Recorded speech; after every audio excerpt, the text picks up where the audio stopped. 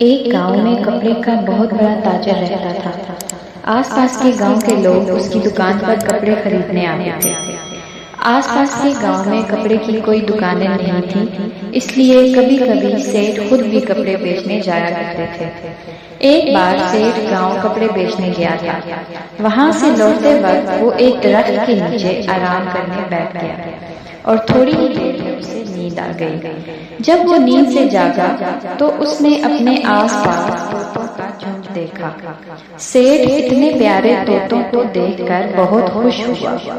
उसे तोते बहुत पसंद आए और उसने सोचा कि क्यों ना एक तोता अपने साथ ले जाऊं, तो घर के लोग तोते को देखकर बहुत खुश होंगे। ये सोचकर सेठ ने एक तोते को पकड़ लिया।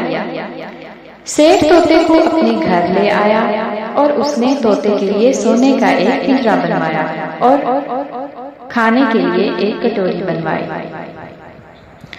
तोता सोने के पिंजरे में रहने लगा और उसे उसकी मनपसंद चीजें मिलने लगी। सेठ के घर वाले तोते से बातें करते।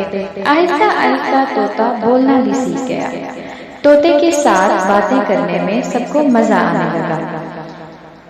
एक दिन सेठ को गांव से कपड़े के ऑर्डर आए और उसने खुद ही जाने का फैसला किया और तोते से बोला, तोते मियाँ, मैं तुम्हारे गांव जा रहा हूँ। रास्ते में तुम्हारे रिश्तेदारों से भी मिलूंगा।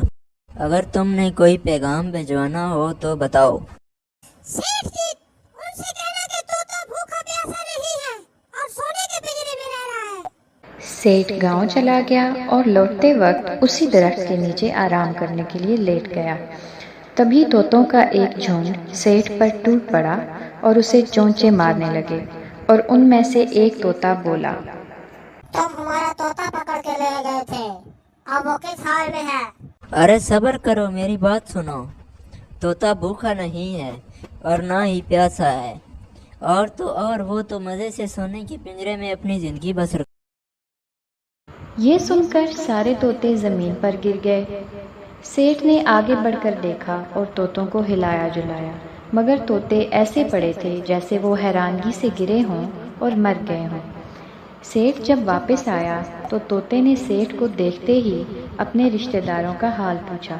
सेठ ने जवाब दिया, जब मैंने इन्हें तुम्हारा हाल सुनाया तो वो सब हैरान होकर जमीन पर गिर गए। ये सुनकर तोता भी पिंजरे में गिर पड़ा।